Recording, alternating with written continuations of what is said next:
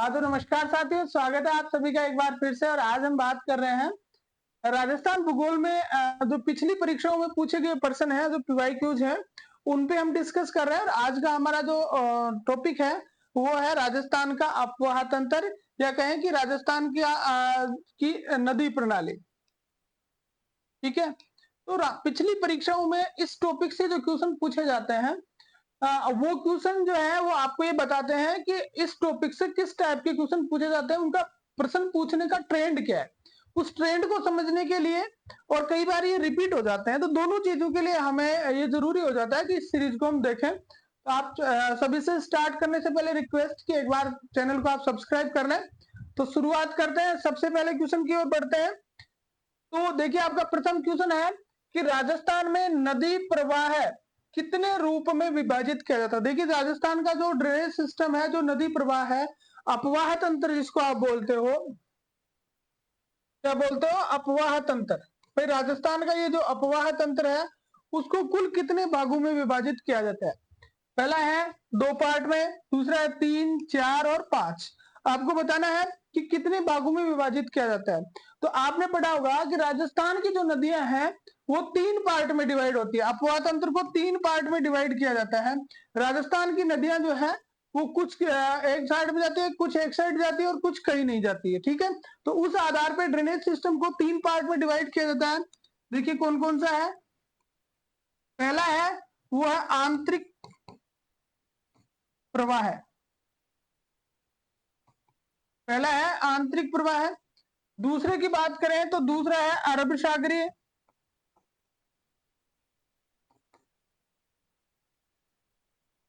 प्रवाह है। और तीसरे की बात करें तो आपका तीसरा है बंगाल की खाड़ी।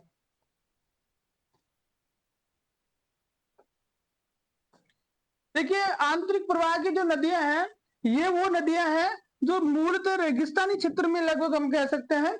और ये जो नदियां हैं ये अपना जल कहीं नहीं लेके जाती, यहीं पे कहीं पे जो है वो समाप्त हो जाती है। ठीक है, अरब सागर प्रवाह की नदियां हैं जो मुख्यतः अपना जल जो है वो अरब सागर में प्रवाहित करती हैं। और बंगाल की खाड़ी वाली जो है वो बंगाल की खाड़ी में उनका जल अंतिम रूप से पहुंचता है। वो चंबल के माध्यम से पहुंचे यमुना से और फिर गंगा में होते हुए ठेठ बंगाल की खाड़ी में पहुंचता है। तो आपका आंसर जो है वो सही हो जाएगा, कौन सा, 3। भाई, अपवाह तंत्र के प्रतिरूप राजस्थान में कितने हैं टोटल। तो अपवाह तंत्र के प्रतिरूप राजस्थान में 3 है। आंतरिक अपवाह तंत्र, बंगाल की खाड़ी और अरब सागर। अगर इनके परसेंटेज को देखें तो 60%, 60% जो है वो आपका अरब सागर आंतरिक प्रवाह तंत्र है। अरब सागरीय प्रवाह तंत्र 16% में है। और 24% जो है वो आपका कौन सा है, बंगाल की खाड़ी में। 24% आपका कौन सा है, बंगाल की खाड़ी। ये मोस्ट है, आप इसको जरूर याद रखें। ठीक है, 24% कौन सा है, बंगाल की खाड़ी वाला।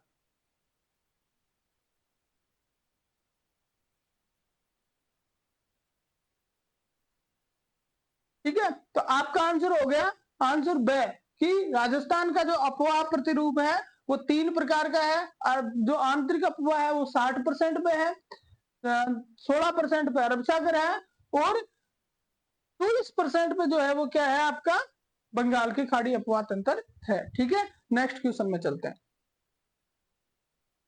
भारत के कुल सतही जल संसाधनों में राजस्थान का कितना प्रतिशत भाग है। भाई, यहाँ पे सीधा पूछ रहा है कि जो राजस्थान में जो सतही जल संसाधन है, राजस्थान में सतही जल संसाधन वो भारत का कितना परसेंट है। राजस्थान का जो सतही जल, राजस्थान में पूरा भारत में जो पूरा सतही जल है वो भारत में का कितना परसेंट है। 1.70, 2.86, 1.16 और 1 से भी कम। देखो, पहली चीज तो ये है कि राजस्थान में जो है वो पानी की कमी है। ठीक है, जो सतही जल संसाधन है वो बहुत ही कम है। तो आपको यह बताना है कि कुल कितना है राजस्थान के सतही जल संसाधन का, कुल कितना है। अगर हम परीक्षा की बात करें तो ये क्वेश्चन कितना इंपॉर्टेंट है वो देखिए यहाँ पे। सबसे पहले देखिए किस परीक्षा में आया, second grade Sanskrit 2011, agri officer 2013, उसके बाद में कनिष्ठ अभियंता सिविल 2022, कनिष्ठ अभियंता डिग्री सिविल 2016। 4 परीक्षाओं में ये क्वेश्चन आ चुका है कि राजस्थान में कुल सतही जल संसाधन भारत का कितना है। तो सतही जल संसाधन की बात अगर हम करें तो सतही जल संसाधन है 1.16%। कितना है? 1.16। भारत में कुल कितना जो सतही जल है उसका 1.16 राजस्थान में है। ये किसकी बात करी? सतही जल की। ये तो कौन सा है? सतही जल। और अगर हम बात कर लेते हैं ग्राउंड वाटर की, ठीक है, भूगर्भिक जल जो है, जो जिसको हम कुओं के माध्यम से, ट्यूबवेल के माध्यम से निकालते हैं, तो वो कितना है? 1.7। दोनों याद रखने हैं। सतही जल बार बार पूछा गया है, हो सकता है अब की बार भूगर्भिक जल पूछ लिया जाए। तो सतही जल 1.16 है और भूगर्भिक जल अपना है 1.70 है। कितना है? 1.70 है। अगली में चलते हैं। राजस्थान में पूर्णतः बहाव के अनुसार सबसे लंबी नदी, भाई राजस्थान में बहने वाली सबसे लंबी नदी कौन सी है? राजस्थान में, राजस्थान राज्य में ही, यहाँ ये मोस्ट चीज है, ये क्वेश्चन आपका आंसर बदलेगा। ये जो लाइन है ना, राजस्थान में ही पूर्णतः बहाव के अनुसार सबसे लंबी नदी कौन सी है? देखिए, शारीरिक प्रशिक्षक अनुदेशक यानी पीटीआई ग्रेड सेकंड परीक्षा 2011, डिप्टी कमांडेंट 2020 में ये क्वेश्चन पूछा गया कि ऐसी नदी जो राजस्थान में ही पूर्ण बहाव के अनुसार सबसे लंबी नदी कौन सी है। ऑप्शन देखिए, लूनी, चंबल, माही और बनास। लूनी, चंबल, माही और बनास। अब आपको थोड़ा सा यहाँ पे जब आप नदी तंत्र पढ़ते हो ना, तो थोड़ा आपको नदियों की लंबाई पता होना चाहिए। जो मेन नदियां हैं उनकी लंबाई तो आपको कम से कम पता होनी ही चाहिए। तो अगर राजस्थान की सबसे लंबी नदी की बात करें, राजस्थान की सबसे लंबी नदी की बात करें, तो वो है आपकी चंबल।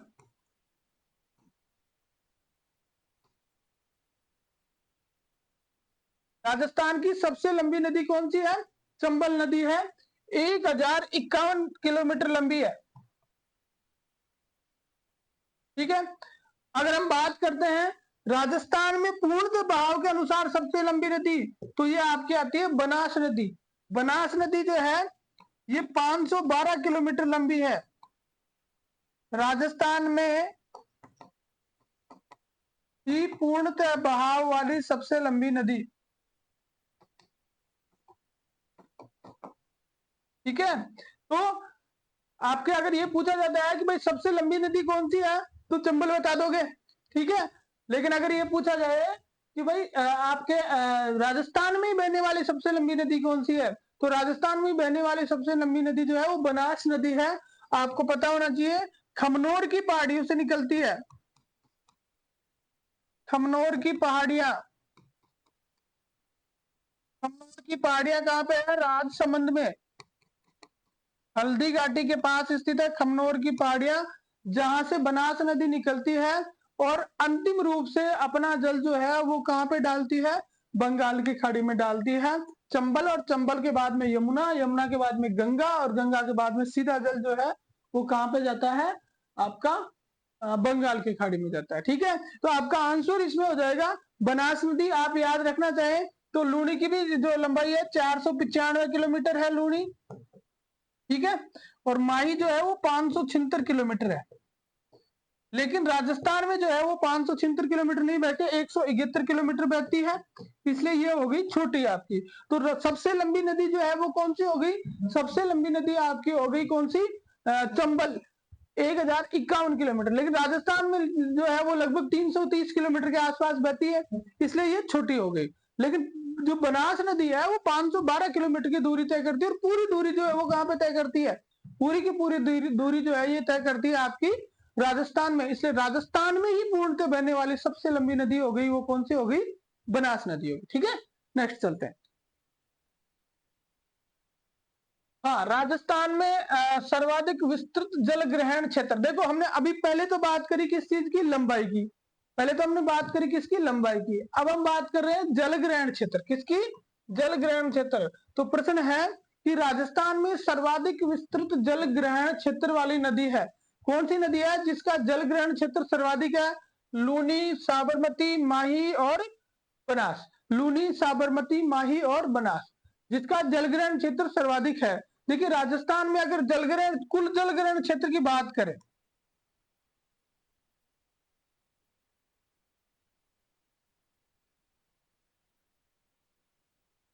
1,69,470 वर्ग किलोमीटर है। राजस्थान का कुल जो जलग्रहण क्षेत्र है वो 1,69,470 वर्ग किलोमीटर है। आपको पूछ रहा है कि ये 1,69,470 वर्ग किलोमीटर में से सबसे ज्यादा जलग्रहण क्षेत्र वाली नदी कौन सी है। भाई अभी हमने बात करी लंबाई वाली नदी, अभी हमने बात करी पिछले क्वेश्चन में लंबाई वाली, तो हमें दो प्रश्न आए, एक तो चंबल थी आपके और दूसरी आई आपके कौन सी, बनास। चंबल का हमने क्या बात करी भाई, सबसे लंबी नदी है 1,051 किलोमीटर, ठीक है। दूसरी बनास की बात हुई भाई, राज्य में ही बहने वाली सबसे लंबी नदी है।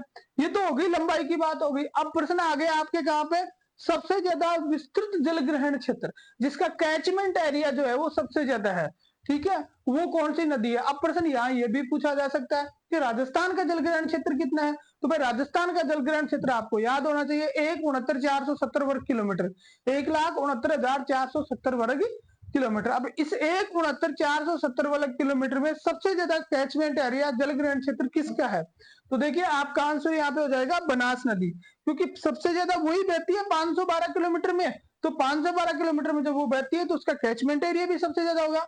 आप यहाँ पे याद रख सकते हैं। एक नंबर पे आएगी आपके बनास 27.48%।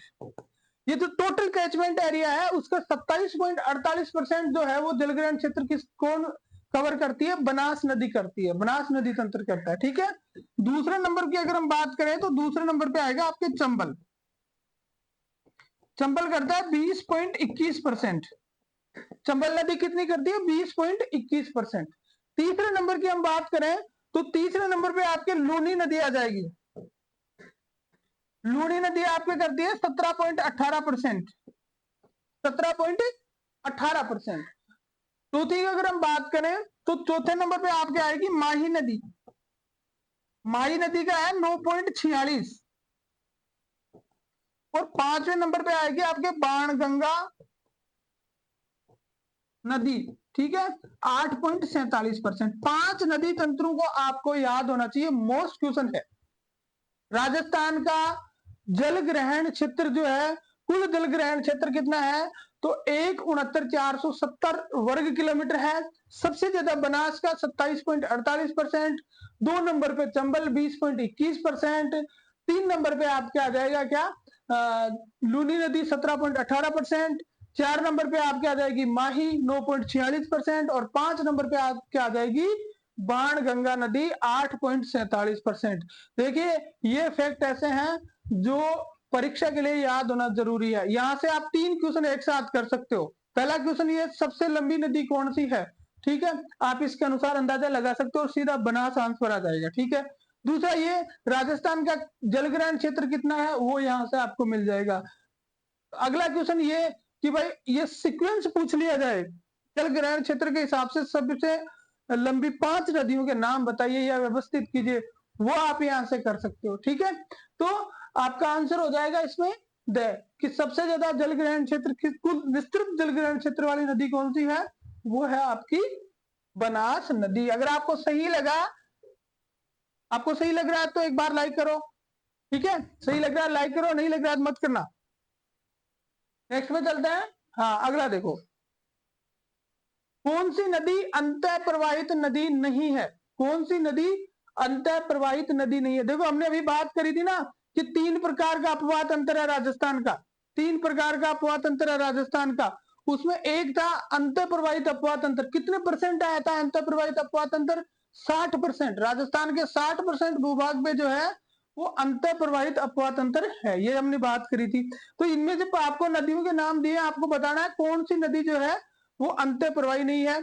जवाई, कातली, बाणगंगा और काकनी, जवाई, कातली, बाणगंगा और काकनी, ठीक है।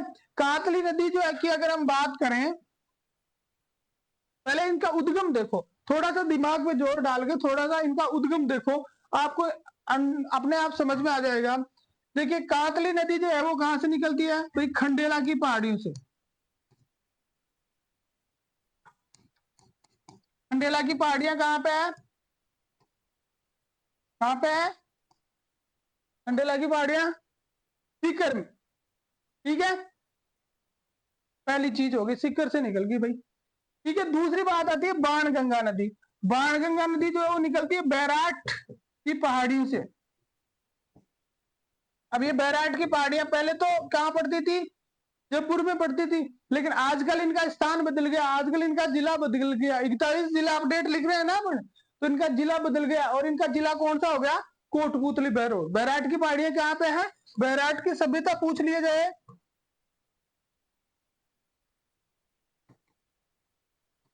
कोटपुतली बहरोड। देखो बैराट की सभ्यता पूछा जाता है, पहली बात बैराट की सभ्यता पूछा जाता, हम झट से जयपुर लिख देते थे, लेकिन अब बैराट की सभ्यता कहां पे है, कोटपुतली बहरोड जिले में। जिला चेंज हो गया ना, ठीक है।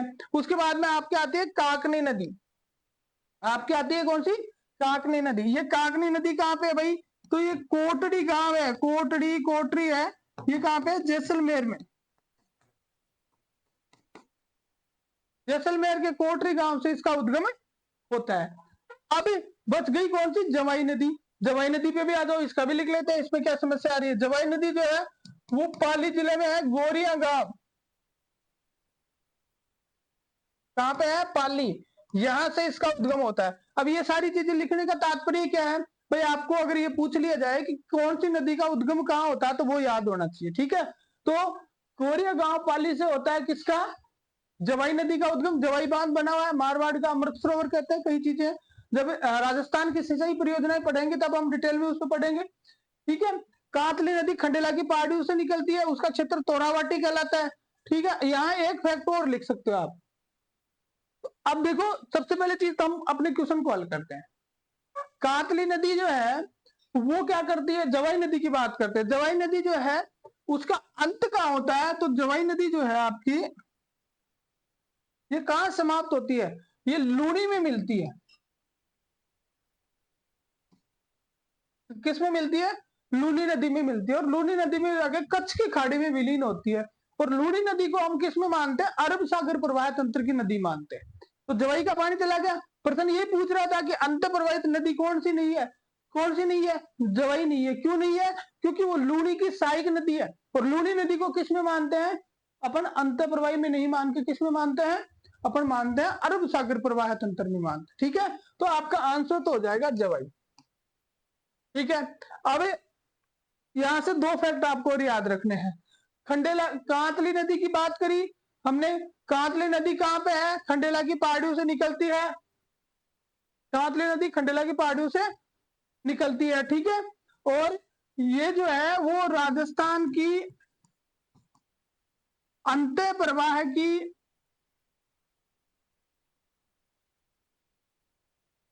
सबसे लंबी नदी है।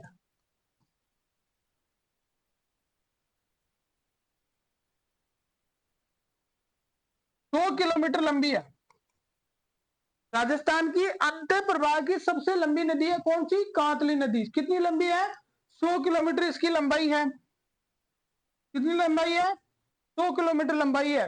और ये झुंझुनू के पास में एक जगह है सुनारी, इसमें क्या होती है, यहाँ पे जो है वहां टीलू में ये लुप्त हो जाती है। तो ये चीज तो आपको याद रहेगी, सुनारी जो है वो लोह युगीन सभ्यता है। सुनारी क्या है, लोह युगीन सभ्यता है। तो वहां जाकर ये नदी विलुप्त हो जाती है, और इसका जो बहाव क्षेत्र है उसको क्या कहते हैं, तोरावटी कहते हैं। एक तो ये याद रखना। दूसरी आपको याद रखनी है इस नदी के बारे में। इस नदी के बारे में क्या याद रखनी भाई, ये तो सामान्य सी बात है। नहीं, जैसे हमने पढ़ा कि राजस्थान की अंत्य प्रवाही तंत्र की सबसे लंबी नदी, राजस्थान की अंत्य प्रवाह तंत्र की सबसे लंबी नदी कौन सी है, कातली है। तो सबसे छोटी नदी कौन सी है, सबसे अंतर प्रवाही तंत्र राजस्थान की अंतर प्रवाही तंत्र की सबसे छोटी नदी,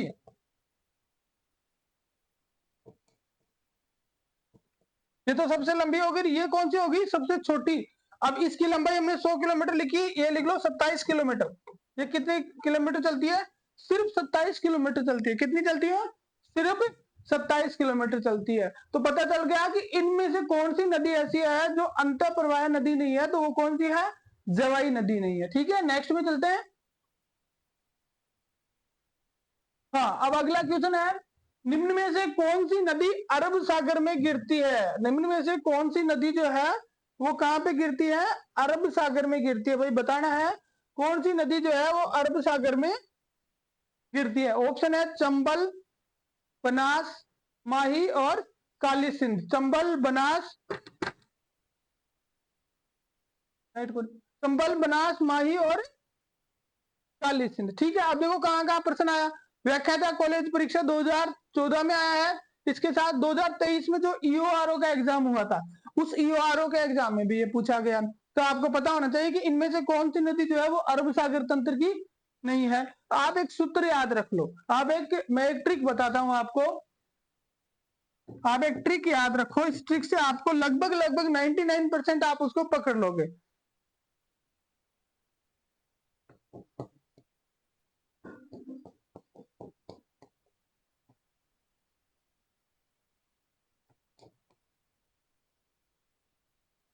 ये देखो क्या लिखा है मैंने, सोमाजा पल्लू सासू, सोमाजा पल्लू सासू, और इसके आगे एक नाम लिख दो अरब सागर। एक नाम लिख दो इसके आगे, क्या? अरब सागर। ठीक है, सोमाजा पल्लू सासू। एक लाइन याद रखिए, सोमाजा पल्लू सासू। ठीक है, इसके आगे लिखना है अरब सागर। देखो सो का मतलब होता है सोम, माँ का मतलब होता है माही, जा का मतलब हो गया जाखम। ये तीन जो है वो दक्षिणी राजस्थान की नदियां विशेष तौर से। ठीक है, इसके बाद में पैका में याद रखना आपको पश्चिम बनास। लू से आपको याद रखना है लूनी, सा से याद रखना है साबरमती, और सू से याद रखना है आपको सूकड़ी। ये जो नदियां हैं तो माजे पल्लू सासू, ये जो नदियां हैं ये सारी की सारी नदियां अरब सागर तंत्र का भाग है। कौन से तंत्र का भाग है भाई? अरब सागर तंत्र का भाग है। एक बार आप वापस जो है इस ट्रिक को अच्छी तरह से देखो, इसको अच्छी तरह से देखो। सो माजा पल्लू सासू, सो माही जाखम पश्चिमी बनास साबरमती लूणी और सूकड़ी, ये किसका भाग है? अरब सागर तंत्र का भाग है। ये किसका पार्ट है? अरब सागर का है। तो ये अरब सागर का है, तो इनमें से कौन सी है जो इसमें नहीं आई? तो देखिए चंबल नदी, चंबल नदी जो है वो किसमें नहीं गिरती है? अरब सागर में नहीं गिरती है। आपका ऑप्शन हो जाएगा चंबल, आपका ऑप्शन हो जाएगा चंबल। ठीक है, नेक्स्ट में चलते हैं।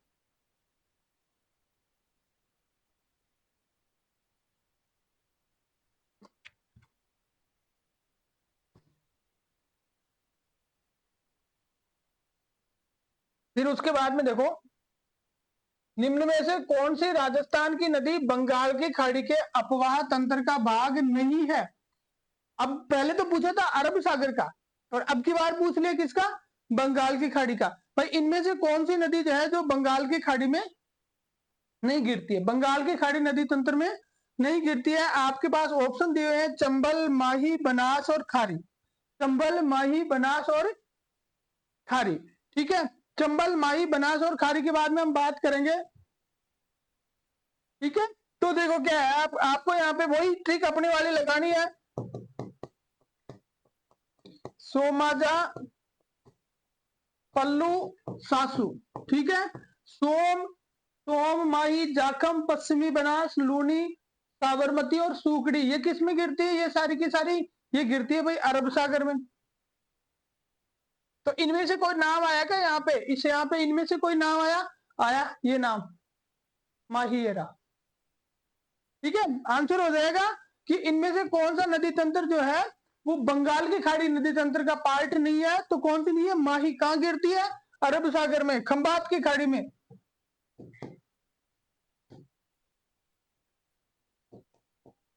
खंबात की खाड़ी में गिरती है। ठीक है, आगे चलते हैं। निम्न नदियों में से कौन सी नदी अंतः प्रवाही नदी नहीं है? देखो अब इसमें बात आ गई अंतः प्रवाह की, और ये लैब असिस्टेंट एग्जाम ज्योग्राफी जो है 2022 में ये क्वेश्चन आया है। आपको बताना है कि इसमें से कौन सी नदी जो है वो अंतः प्रवाही तंत्र में सम्मिलित नहीं है। अब यहाँ एक नया नाम दे दिया, लिक, मेडा, वाकल और खंडेल। लिक, मेडा, वाकल और खंडेल। ठीक है, अब देखो यहाँ पे आपको बताना है भाई इनमें से अंतर प्रवाह की नदी कौन सी नहीं है। तो आप क्वेश्चन का आंसर तो मैं बता दूंगा और अभी क्लियर हो जाएगा, कोई दिक्कत नहीं। आपको थोड़ा सा कंसेप्ट क्लियर होना चाहिए। कंसेप्ट कैसे कि अपने पास एक झील है, सांबर झील।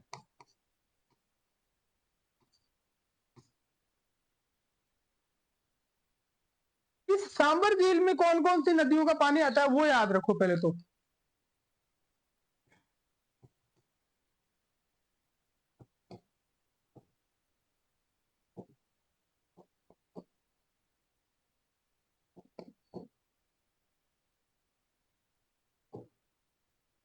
इन नदियों का पानी आता है लिक, मेडा, रूपनगढ़, खारी और खंडेल। लिक, मेडा, रूपनगढ़, खारी और खंडेल, इन नदियों का पानी किसमें आके गिरता है? इन सबका पानी आके गिरता है भाई आपकी इस झील में, सांबर झील में, जो राजस्थान की सबसे बड़ी खारे पानी की झील है। राजस्थान के कुल नमक का 8.7% नमक जो है वो इस झील से उत्पादित किया जाता है। कितना परसेंट किया जाता है? 8.7% नमक इस झील से उत्पादन किया जाता है। ठीक है, तो ये होगी सबसे खारी पानी की झील। अब इस झील के अंदर जो नदियां गिरती है वो नदियां क्या कहलाती है? आंतरिक प्रवाह की नदियां कहलाती है। अब इसमें से कौन सी नदी बच गई जो इसमें शामिल नहीं हुई? इसमें शामिल वाकल नहीं हुई। कौन सी नदी नहीं हुई? वाकल नहीं हुई। तो आपका आंसर क्या हो जाएगा? वाकल नदी।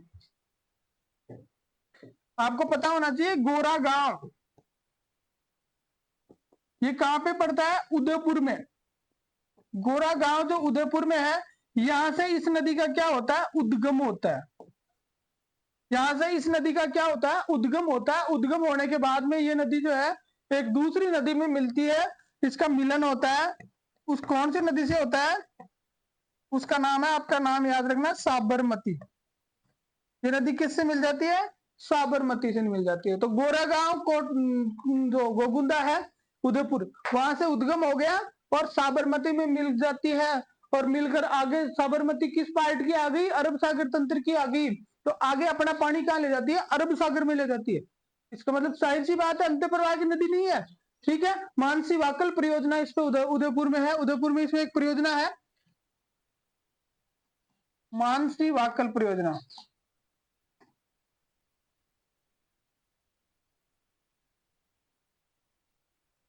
वाकल नदी पे है उदयपुर में। ठीक है, वाकल नदी पर उदयपुर में मानसी वाकल परियोजना है। तो हो गया क्लियर कि भाई कौन सी नदी है इनमें से जो अंतर प्रवाही तंत्र की नहीं है? वाकल नदी। ठीक है, नेक्स्ट में। हाँ, अगला है कौन सी नदी राजस्थान के आंतरिक अपवाह तंत्र से संबंधित नहीं है? ये जेएन इलेक्ट्रिक डिप्लोमा 2022 में आ गया। वो देखो क्वेश्चन, आप अब यहां से आप ट्रेंड समझ लो। बार बार आपको क्या पूछ रहा है? बार बार परीक्षा में ये क्या पूछ रहे हैं? ये यही पूछ रहे हैं कि कौन सी नदी जो है वो अरब सागर की है, कौन सी उसकी है, कौन सी आंतरिक प्रवाह की। तीन क्वेश्चन तो फिक्स हो गए। तीन क्वेश्चन तो फिक्स हो गए। कौन कौन से? भाई आंतरिक की कौन सी है? अरब सागर की कौन सी है? और बंगाल की खाड़ी की कौन सी? ये तीन क्वेश्चन तो क्लियर हो गए, फिक्स हो गए। तो आपको ये तो याद होना चाहिए। और जो मैंने ट्रिक आपको बताई कि सोमाजा, पल्लू, सासू, ये तो हो गई अरब सागर की। बाकी सब की सब जो नदियां बाहर जा रही है वो हो गई बंगाल की खाड़ी की। आंतरिक प्रवाह की आपको अलग से याद करनी है। ठीक है, तो जब डिटेल्स में हम इसको पढ़ा रहेंगे ना, तब आप आपको बताएंगे कि किस तरह से जो है हमें इसको याद रखना है। ठीक है, तो देखो कौन सी आंतरिक प्रवाह की नदी नहीं है? कांतली नदी हमने पढ़ा, लॉन्गेस्ट रिवर है। हाँ भाई, हमने पढ़ा 100 किलोमीटर लंबी है, सबसे बड़ी नदी है आंतरिक अपवाह तंत्र की। उसके बाद में काकनी नदी, इसको मसूरदी भी बोलते हैं, उसका एक उपनाम क्या है? मसूरदी नदी भी है। ठीक है, जैसलमेर में बुद्ध झील का निर्माण करती है। तो ये जो है वो सबसे छोटी होगी, स्मॉलेस्ट, 27 किलोमीटर, दोनों उसमें आ रही है। फिर उसके बाद में मेढा, मेढा के लिए मैंने अभी आपको बताया था, मेढा नदी जो है वो कहां पे जाती है? मेढा नदी आपके सांभर झील में अपना जल डालती है। मेढा नदी कौन सी झील में अपना जल डालती है? सांभर झील में अपना जल डालती है। अब एक नदी बच गई आपके। अब ये जो नदी बच गई आपको पसंद हो तो इसको ले लो, और नहीं हो तो फिर आपकी मर्जी। कौन सी? डाई।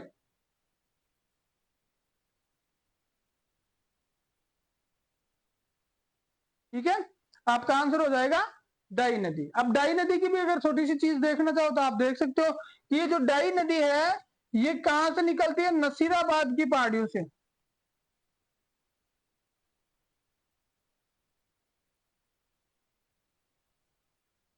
इसका जो उद्गम होता है ना, इसका उद्गम कहां से होता है, डाई नदी का नसीराबाद की पहाड़ियों से होता है। और नसीराबाद की पहाड़ियों से निकलने के बाद में ये टोंक में जाती है और टोंक में जाकर एक दूसरी नदी में मिलती है। आपको बहुत इंटरेस्टिंग फैक्ट है, याद रखना ना, जो है बहुत जरूरी है।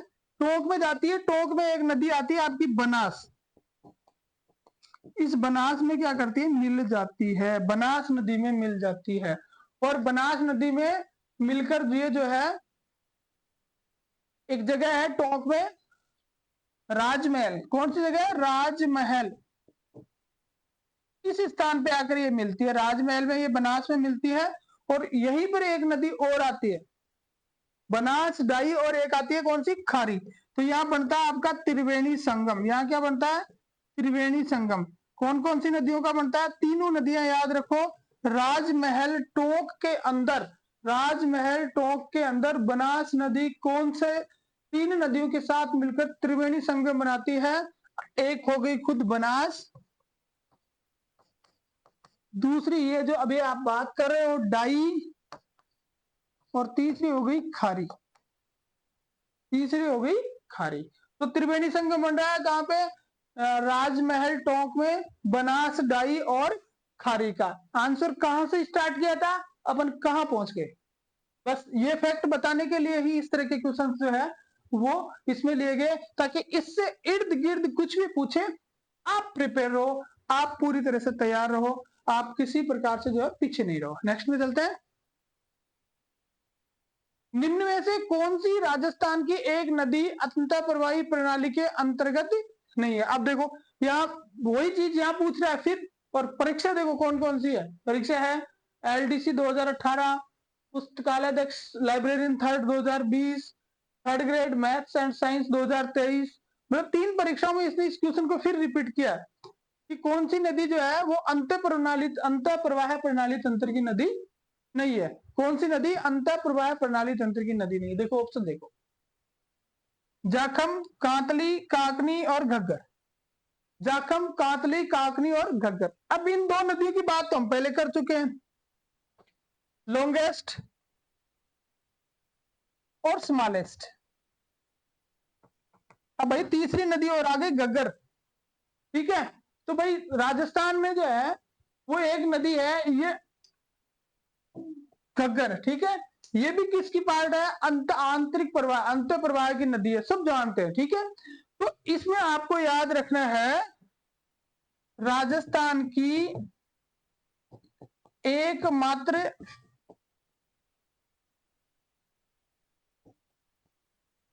अंतर्देशीय नदी शिवालिक हिमाचल प्रदेश से निकलती है और उसके बाद में जो है ये राजस्थान में पहुंचती है, ठीक है। हरियाणा होते हुए, हरियाणा पंजाब होते हुए कहां पे आती है, राजस्थान में आती है। राजस्थान का जो ये मैप है आपका, इसके जो ये ऊपर वाले 2 जिले हैं ये, ठीक है, इन 2 जिलों में ये यहां से ऐसे आती है और यहां तक आती है, ठीक है। यहां है आपका तलवाड़ा, कौन सी जगह है, तलवाड़ा, ठीक है। टिब्बी नामक तहसील है, वहां पर ये राजस्थान में क्या करती है, ये प्रवेश करती है।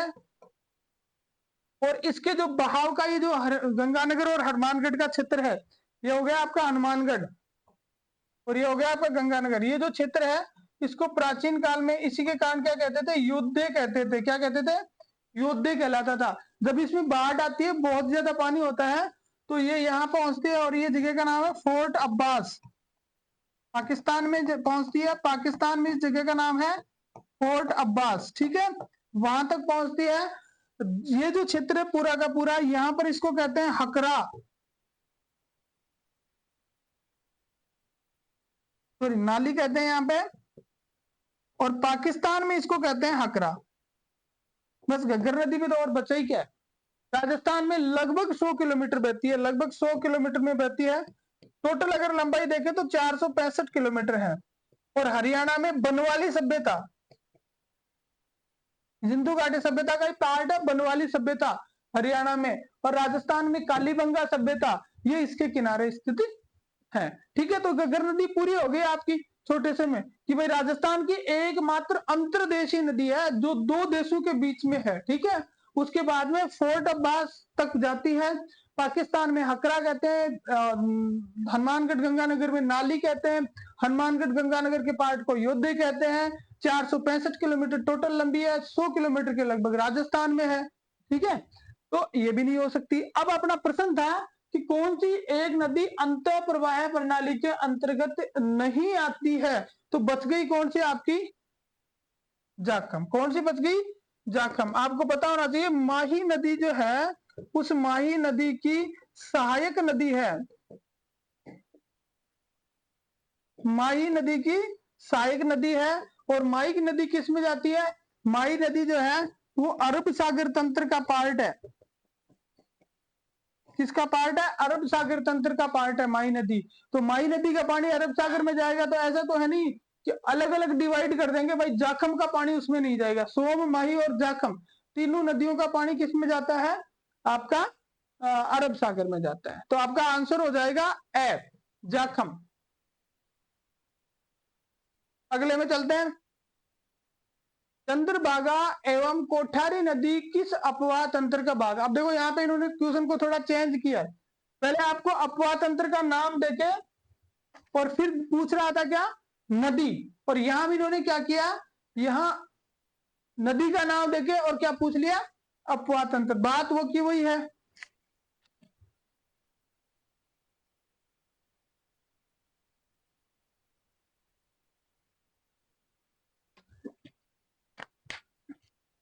बात वो की वही है, कोई ज्यादा फर्क नहीं है।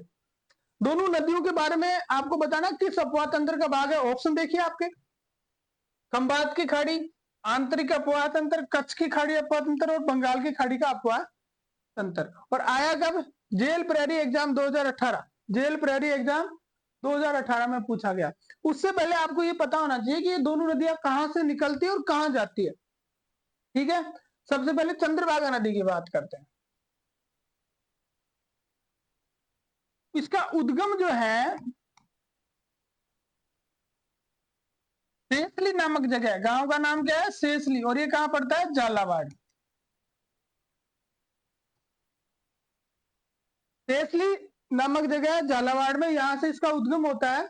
और सेसली से उद्गम होने के बाद में ये नदी जो है वो झालरा पाटन, ये कहां पे है, झालरा पाटन नामक स्थान, ये भी झालावाड़ में ही है।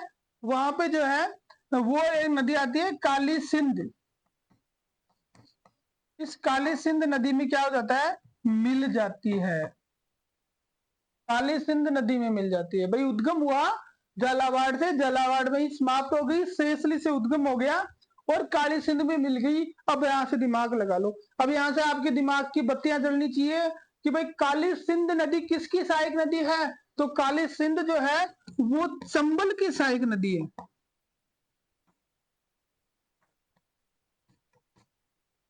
चंबल की सहायक नदी, काली सिंध नदी किसकी सहायक नदी है, चंबल की सहायक नदी। और जिस आदमी को ये पता नहीं कि चंबल जो है किस अपवाह तंत्र की है, तो बहुत बड़ी बात है। तो चंबल किसकी है, बंगाल की खाड़ी अपवाह तंत्र की पार्ट है।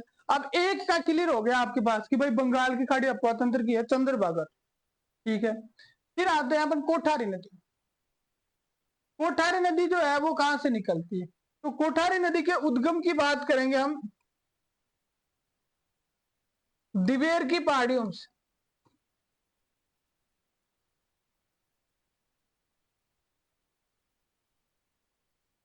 दिवेर की पहाड़ियों से कोठारी नदी का उद्गम होता है। और दिवेर को क्या कहते हैं, मैराथन ऑफ मेवाड़। दिवेर को क्या कहते हैं, मेवाड़ का मैराथन।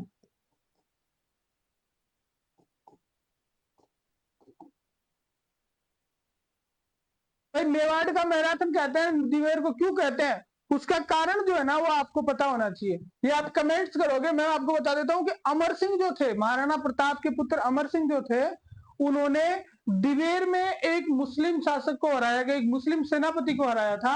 उस मुस्लिम सेनापति का नाम बताना आपको।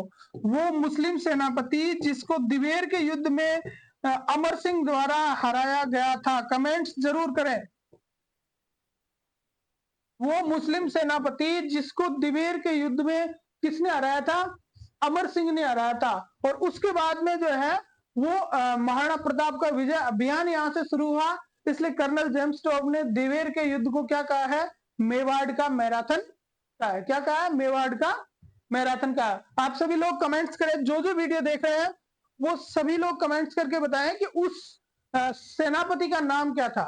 उस सेनापति का नाम क्या था जिसको अमर सिंह ने दिवेर के युद्ध के अंदर हराया, जिसके कारण उसको क्या कहते हैं? मैराथन ऑफ मेवाड़ कहते हैं। ठीक है, तो दिवेर से इस नदी का उद्गम होता है कोठारी का, और ये जाती है सीधी आपके भीलवाड़ा में। साफरा नामक जगह है। अगर और भी निकला चाहे तो नंदराय, ऐसा कुछ नाम है। ठीक है, इस जगह पे जो है ये कहां पे पड़ती है? आपके भीलवाड़ा में। यहां पे ये क्या करती है? ये एक नदी में मिल जाती है। उस नदी का नाम है बनास नदी। क्या नाम है? बनास नदी। तो भाई दिवेर से निकलने वाली कोठारी नदी आगे जाके किसमें मिल गई? बनास में। और बनास किसकी सहायक नदी है जी? बनास है आपकी चंबल की सहायक नदी। और चंबल कौन से तंत्र का पार्ट है जी? तो चंबल है आपका बंगाल की खाड़ी। तो चंद्रभागा भी बंगाल में चंबल में आ गई, और बनास भी चंबल में आ गई। तो दोनों मिलकर हो गई किसका पार्ट? चंबल का पार्ट। चंबल चला गया कहां पे?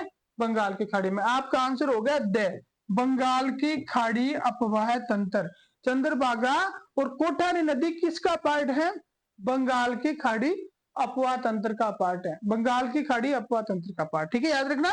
नेक्स्ट में चलते हैं। काली सील नदी जिस अपवाह तंत्र का अंग है वह है। आरएस प्री 2010 में आया। काली सिंध नहीं है, ये क्या है? काली सील है, लेकिन नाम लगभग दोनों सेम है। ये जो नदी है वो बूंदी के अंदर बहती है। कहां पे बहती है? बूंदी में बहती है। ठीक है, तब आपको यहां से अंदाजा लगाना है। अरब सागर का है, आंतरिक अपवाह का है, अनिश्चित अपवाह का, और बंगाल की खाड़ी का। तो अनिश्चित अपवाह तो कोई होता ही नहीं है, ये तो इसको काट ही दो आप। ठीक है, तो काली सिंध नदी बहती है बूंदी में। और बूंदी क्षेत्र की सबसे बड़ी नदी कौन सी है?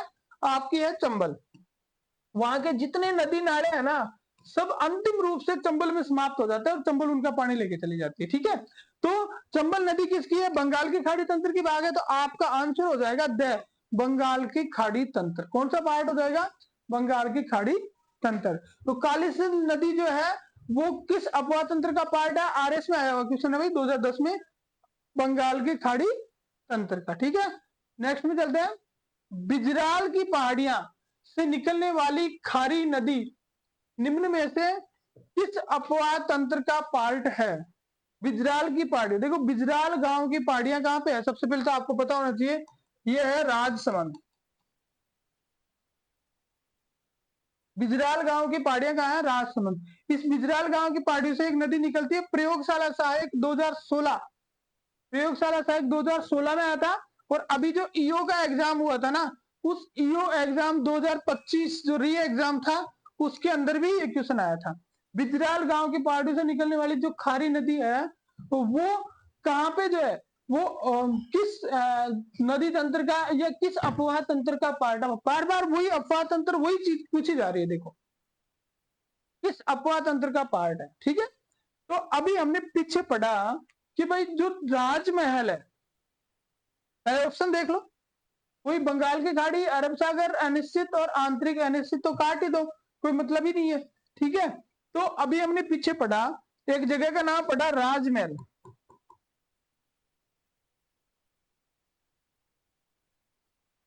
ठीक है, क्या पढ़ा? राजमहल। राजमहल में त्रिवेणी संगम होता है। और ये त्रिवेणी संगम कौन कौन सी नदियां थी? 3 आपको पता होना चाहिए। एक तो थी बनास, एक थी डाई, ये डाई कहां से निकल रही थी? नसीराबाद से। और एक थी खारी। एक बनास, एक डाई और एक खारी। आपको यहां याद कर लो एक बार। बनास कहां से निकलती है? खमनोर। डाई कहां से निकलती है? आपकी नसीराबाद, छावनी वाला। और खारी कहां से निकलती है? बिजराल गांव। बिजराल गांव कहाँ पे है? राजसमंद में, ठीक है। तो किसमें मिल गई अंतिम रूप से? यहाँ राजमहल में जाके किसमें मिल गई? बनास में मिल गई। और बनास किस तंत्र का पार्ट है? चंबल नदी का की उपनदी है। और ये आपके हो गई बंगाल की खाड़ी तंत्र। आंसर आपका आ जाएगा बंगाल की खाड़ी। अब देखो आगे, जिस नदी का जल अरब सागर में प्रवाहित नहीं होता वह है। जिस नदी का जल किस में प्रवाहित नहीं होता? अरब सागर में प्रवाहित नहीं होता। जेलर एग्जाम 2004 में आया कि कौन सी नदी है जिसका जल अरब सागर में नहीं जाता है? खारी, साबरमती, सुकड़ी और जवाई। खारी, साबरमती, सुकड़ी और जवाई। देखो यहाँ पे अभी हमने खारी की बात करी, खारी को किसकी सहायक बताया? बनास की बता दिया, ठीक है। साबरमती अपने आप में इंडिपेंडेंट हो गई। ये दो नदियां जो है सुकड़ी और जवाई, ये दोनों की दोनों नदी किसकी सहायक है? लूनी नदी की सहायक नदी है। किसकी सहायक नदी है? लूनी नदी की सहायक नदी है। तो सोमाजा पल्लू सासू वाली अपनी स्कीम है ही, तो लूनी किसकी होगी? अरब सागर तंत्र की होगी। और साबरमती भी किसकी हो गई? अरब सागर की होगी। ये तीनों तो अरब सागर की होगी। बच गई कौन सी? खारी, जो बनास की है, ये किस में जाएगी? ये बंगाल की खाड़ी में जाएगी, बे ऑफ बंगाल में जाएगी। अब यही पूछा जा रहा था कि अरब सागर में कौन सी नदी नहीं जाती है, तो आपका आंसर आ जाएगा खारी नदी नहीं जाती है। खारी नदी अरब सागर में नहीं जाती है। हाँ, 18 नंबर क्वेश्चन देखो, आसीन, विजयनगर और हुडा स्थलों के निकटतम नदी कौन सी बहती है? आसीन, देखो अब इन्होंने थोड़ा सा चेंज किया कि भाई उस नदी का बहाव क्षेत्र पूछ लिया। आपको पता होना चाहिए किस जिले में जाती है, कौन से शहर किनारे बसे हुए हैं, इस तरह से, ठीक है। आसीन, विजयनगर और हुडा, ये जो स्थान है वो किस नदी के किनारे स्थित है? तो कोठारी, खारी, बेड़च और बनास। कोठारी, खारी, बेड़च और बनास। तो देखिए आसीन, विजयनगर और हुडा, ये जो तीन शहर है ना, ये शहर आपको याद रखना है, कोठारी नदी के किनारे स्थित है। तो दिवेर से निकल के जाती है ना, सापुरा में जाके मिलती है। तो उससे पहले ये आसीन आता है, विजयनगर आता है, हुडा आता है, ठीक है। हुडा सम्मेलन वाला 1734 वाला, 17 जुलाई 1734 हुडा सम्मेलन हुआ था वो, ठीक है। तो आंसर हो जाएगा आपका ए, कोठारी नदी। नेक्स्ट में चलते हैं। हाँ, बनास नदी किन नदियों के साथ त्रिवेणी संगम का निर्माण करती है? वन रक्षक भर्ती परीक्षा 2022 में पूछा कि बनास नदी किन के साथ में जो है वो त्रिवेणी संगम का निर्माण करती है।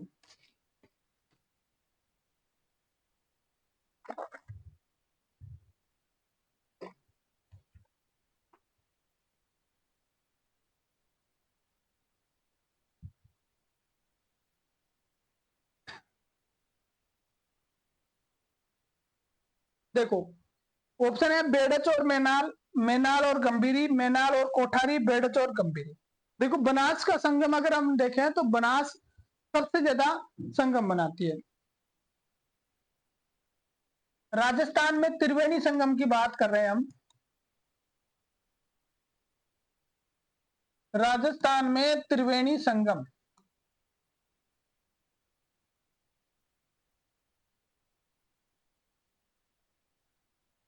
ठीक है। अब त्रिवेणी संगम सबसे पहले हम बनास की बात करेंगे। बनास नदी के त्रिवेणी संगम की बात करेंगे तो बनास नदी कहां कहां त्रिवेणी संगम बनाती है? सबसे पहला है बिगोद, जगह का नाम है बिगोद। कहां पे पड़ती है? भीलवाड़ा में। भीलवाड़ा में पड़ती है बिगोद। यहां बनास नदी त्रिवेणी संगम बनाती है। तीन नदियां मिलती है, बनास, बेड़च और मैनाल। तीन नदियां मिलती है, बनास, बेड़च और मैनाल, बिगोद भीलवाड़ा में, ठीक है। उसके बाद में आगे जाती है, आगे जाती है आपके देवदाम, ओ सॉरी राजमहल। राजमहल में, राजमहल कहां पे है? टोंक में। अभी हम पिछले क्वेश्चंस में भी इस पर डिस्कस किया था। तीन नदियां मिलती है, एक तो होगी आपकी बनास, दूसरी होगी डाई और तीसरी होगी आपकी खारी। बनास, डाई और खारी, ठीक है। उसके बाद में ये नदी जाती है आगे देवदाम, जोधपुरिया। देवदाम, जोधपुरिया, ये कहां पे पड़ता है? ये भी आपका टोंक में है। यहाँ एक नदी, तीन नदियां आगे आपस में मिलती है, बनास, मानसी और बांडी। ठीक है, उसके बाद में ये चौथा जो जगह ये जाती है इनकी, ये जाती है रामेश्वरम। ये कहां पे पड़ता है? सवाई माधोपुर में।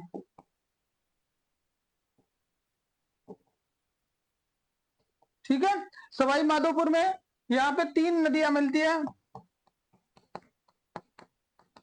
बनास, चंबल और सी। ठीक है, बनास, चंबल और सी। तो बनास नदी के द्वारा राजस्थान में कुल कितने त्रिवेणी संगम बनाए जाते हैं? 4 त्रिवेणी संगम बनाया जाता है, एक बिगोद में, एक राजमहल टोंक में, एक देवधाम जोधपुर टोंक में, और चौथा जो संगम बनाया जाता है वो रामेश्वरम सवाई माधोपुर के अंदर बनाया जाता है। ठीक है, जहां बनास नदी जो है वो किस में मिल जाती है? चंबल नदी में मिल जाती है। इसके अलावा एक संगम और है बेणेश्वर, वो किसका है? माही नदी का है। बेणेश्वर डूंगरपुर में जो एक संगम होता है, कहां पे पड़ता है? डूंगरपुर। यहाँ पे कौन कौन सी नदियां मिलती है? सोम, माही और जाखम। यहाँ पे कौन कौन सी नदियां मिलती है? सोम, माही और जाखम। तो भाई राजस्थान के त्रिवेणी संगम आपको अच्छी तरह से याद होने चाहिए, ये तो जो है ना आपको भूलना ही नहीं है। ठीक है, तो 5 त्रिवेणी संगम हो गए आपके, 4 ये हो गए, एक ये हो गया, तो 4 + 1 बराबर हो गए कितने? 5। तो राजस्थान में कुल कितने त्रिवेणी संगम की बात हमने करी? 5 त्रिवेणी संगम। अपना क्वेश्चन क्या था? पीछे चलते हैं। अपना क्वेश्चन था कि बनास नदी किन नदियों के साथ त्रिवेणी संगम का निर्माण करती है? तो बेड़च और मैनाल होगी बिगोद के अंदर। कहां पे? भीलवाड़ा में बिगोद नामक जगह पे बेड़स और मैनाल से मिलकर किसका निर्माण करती है? त्रिवेणी संगम का निर्माण करती है। ठीक है, आगे चलते, ये हो गया अपना। ये तो हो गया, रिपीट है। राजस्थान की वह नदी जो दक्षिण से उत्तर की ओर बहती है, दक्षिण से उत्तर की ओर बहती है, वो कौन सी नदी है? शारीरिक प्रशिक्षण अनुदेशक ग्रेड सेकंड परीक्षा 2011 में आया है। शारीरिक प्रशिक्षण पीटीआई की परीक्षा में आया हुआ क्वेश्चन है। कौन सी नदी है जो उत्तर से प्रवाहित होकर दक्षिण की तरफ जाती है? राजस्थान की नदी सॉरी दक्षिण से उत्तर की ओर जाती है। तो बनास, गोमती, चंबल और लूणी। बनास, गोमती, चंबल और लूणी।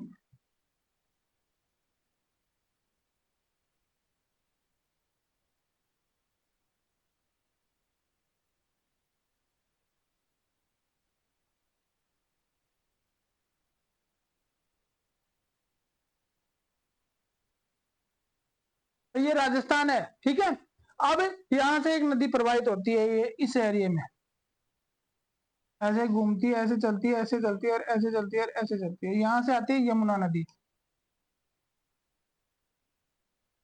अब ये नदी कौन सी है? देखो, मध्य प्रदेश से निकल के आती है और आपके हाड़ौती क्षेत्र में और इस एरिया में बहती हुई किस में जाके मिल जाती है? यमुना में जाके मिल जाती है। तो ये तो हो गया आपका नॉर्थ, ये हो गया साउथ, ये हो गया ईस्ट और ये हो गया वेस्ट। ठीक है, तो अब सीधी सी बात है कि ये साउथ से इसने एंट्री करी और फिर ये किधर चली? उत्तर की तरफ चली। तो दक्षिण से उत्तर की ओर कौन सी नदी भाई आपकी? आंसर आ जाएगा आपके चंबल नदी। ये कौन सी नदी है? ये है चंबल नदी। ये है आपकी कौन सी? चंबल नदी। अगर हम उसकी बात करें, माही नदी की बात करें, तो माही नदी ऐसे एंट्री करती है, ऐसे बह के ऐसे जाती है। ठीक है, ये यहां से मध्य प्रदेश से आती है, लेकिन यहाँ पे खंबात की खाड़ी में अपना जल डालती है, तो ऐसे घूम के ऐसे आती है ये। ठीक है, बनास नदी से यही उद्गम होता है और आके यहाँ से निकल के इसमें मिल जाती है। उसके बाद में लूनी नदी की ये बात करें तो अजमेर में नाग पहाड़ से निकल के, और यहाँ अजमेर में, जैसे ये अजमेर है यहाँ पे, तो यहाँ से निकल के ये तो इस तरह से ऐसे बहती है, यहाँ बहती है कौन सी? लूनी नदी। तो आपका आंसर कौन सा सही हो जाएगा? चंबल नदी। चंबल नदी जो है वो दक्षिण से उत्तर की ओर प्रवाहित होती है और आगे जाकर यमुना नदी में आगरा के पास मिल जाती है। निम्नलिखित नदियों में से कौन सी नदी अध्यारोपित नदी का उदाहरण है? कौन सी नदी जो है वो अध्यारोपित नदी का उदाहरण है? सीटी 2023 में ही आया हुआ क्वेश्चन है। गग्गर, माही, जाखम और बनास। गग्गर, माही, जाखम और बनास, इसमें से कौन सी नदी है वो किसका पार्ट है, किसका उदाहरण है, अध्यारोपित नदी का उदाहरण है, जो नदी के ऊपर अध्यारोपित की गई हो। ठीक है, तो घग्गर इसका आंसर क्या आएगा आपके, सीधे बात करते हैं, घग्गर इसका आंसर आएगा। उसके बाद में चलते हैं कि जब पुष्कर की पहाड़ियों में बरसात होती है तो बाढ़ कहां पे आती है। कि भाई ये बहुत ही अच्छा क्वेश्चन है कि पुष्कर की पहाड़ियों में बरसात होगी तो बाढ़ कहां पे आएगी। पुष्कर में बरसात होगी तो अजमेर में आएगी, बालोतरा में आएगी, किशनगढ़ में आएगी और पाली में आएगी। इनडायरेक्टली इन्होंने एक नदी का बहाव क्षेत्र पूछा है, इनडायरेक्टली इन्होंने एक नदी का बहाव क्षेत्र पूछा है। आपको पता होना चाहिए कि एक नदी है लूनी, लूनी नदी जो है वो, इसका उद्गम कहां से होता है, तो इसका उद्गम होता है आपके अजमेर से। ठीक है,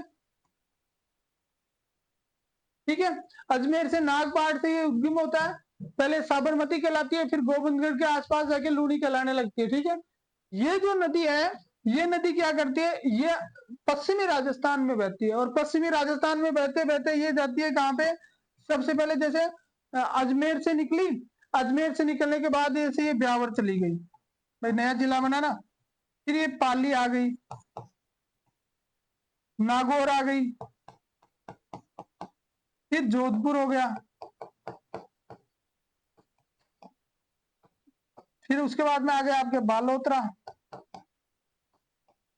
फिर आ गया आपके बाड़मेर, फिर आ गया आपके जालोर। ऐसे बह के जाती है ये नदी। तो यहाँ पे बरसात कर रहे हो आप, कहां पे, अजमेर में, यानी पुष्कर की पहाड़ियों में आपके बरसात हो रही है। तो जैसे ही पुष्कर की पहाड़ियों में बरसात होगी, बरसात होते ही ये नदी तीव्र वेग से जाती है। यहाँ ऑप्शन आपको देखो क्या दे रखा है, अजमेर में तो होना नहीं है, किशनगढ़ उल्टा पड़ गया, पाली जो है उसमें बहाव क्षेत्र काफी, कोई दिक्कत नहीं है। आंसर आएगा आपका क्या, बालोतरा। भाई कहां पे बरसात होती है, पुष्कर की पहाड़ियों में बरसात होती है, तो बाढ़ कहां पे आती है, बालोतरा में आती है। उसका कारण क्या है कि वहां जो है वो उथला क्षेत्र है और लूनी नदी का अपवाह क्षेत्र है, लूनी नदी वहां जाके फैल जाती है, इसलिए। उसके बाद में जालोर में जाके फैलती है पूरा, उसके बाद में कच्छ के रण में जाके ये लुप्त हो जाती है। ठीक है, तो आज की क्लास में हम इतना ही करेंगे, अगली चैप्टर को हम अगली क्लास में डिस्कस करेंगे। सभी से रिक्वेस्ट एक बार कि आप जो है वो इसको सब्सक्राइब कर दें। और एक क्वेश्चन जो आपको पूछा गया है कि दिवेर के युद्ध में किस मुस्लिम सेनापति को हराया गया था, उस मुस्लिम सेनापति का आपको क्या बताना है जी, आपको उसका नाम जरूर बताना है। दिवेर के युद्ध में किस मुस्लिम सेनापति को हराया गया था, उसका नाम जरूर बताना है। ठीक है, मिलते हैं नेक्स्ट क्लास में। Thank you very much.